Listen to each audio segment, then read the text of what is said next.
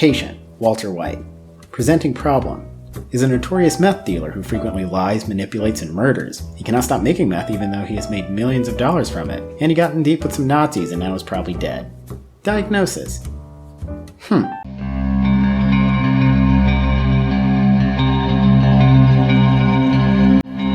So Walter White has a lot of problems. But what is his main problem, and can a therapist help him? I mean, we helped Hulk, so we should be able to help him, right? Well, let's take a look at his symptoms.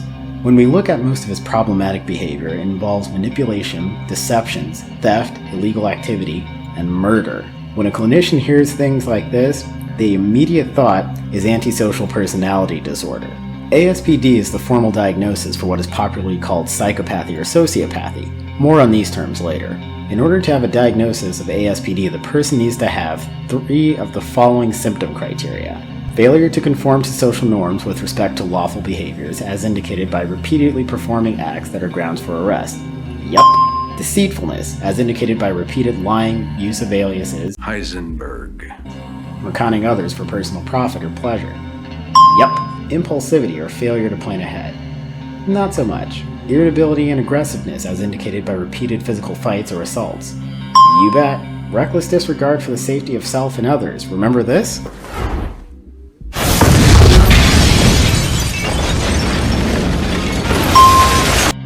Consistent irresponsibility, as evidenced by failure to sustain work behavior or honor financial obligations. We're ready to go to work. Not really. Lack of remorse, as indicated by being indifferent to or rationalizing having hurt or mistreated others. Yeah, that one too. We only needed 3 for the diagnosis, so it's looking like this shoe fits pretty well. But additionally, the person is at least 18 years of age, yes, several times over, and there's evidence of a conduct disorder with onset before age 15. Now here's where we run into problems. We're introduced to Walter immediately before he decides to make money cooking meth. We don't actually see his childhood in the series, but all indicators from flashbacks and friends and family members suggest that he was as straight-laced as they come before he became Heisenburg. Even the first few episodes of the series suggest a personality that, save for the decision to make money with meth, did not really exhibit much antisocial behavior. When we talk about ASPD or any personality disorder, what we're looking for is a pervasive pattern of thoughts and behaviors that is consistent over time and begins in early childhood. So let's revisit the terms psychopathy and sociopathy. When they're used in film and television, they're usually just science-y sounding words for evil, which fits their function in fiction. This guy's bad, incurably bad. Punch him. But this kind of one-dimensional description isn't useful if we're trying to understand a person. Psychopathy has many definitions, and most of them overlap with the definition of ASPD. Psychopathy, however, tends to focus on the internal mental experience of the patient. For instance, watch this. Now, if you looked at that and either oohed or winced, that's a sympathetic pain response.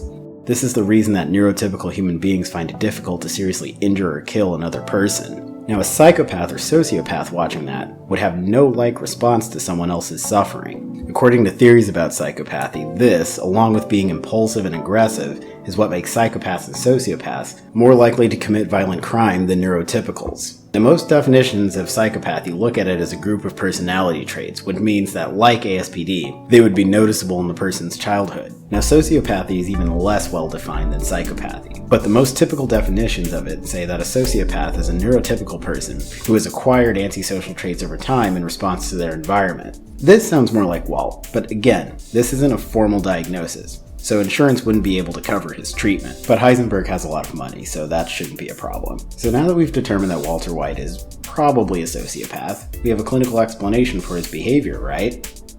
Wrong. You see, sociopathy is more a model of mental tendencies of a person. It's not really an explanation of behavior. In the description, I have a link to an interview with a blogger who is a mother, a wife, a successful lawyer, Sunday school teacher, and a sociopath. Absolutely no sympathetic pain response. Yet as a productive member of society.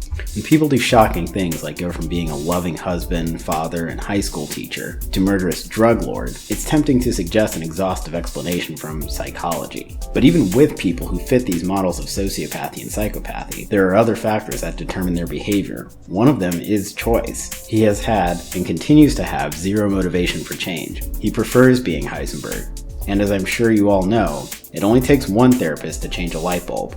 But the light bulb has to really want to change. Agree with my diagnosis? Or is there another character from pop culture you want to see analyzed? Leave a comment and don't forget to subscribe for more pop culture psychoanalysis. Thanks for watching. Yeah, nothing but cows. Got some big cow house way out that way, like 2 miles, but I don't see nobody.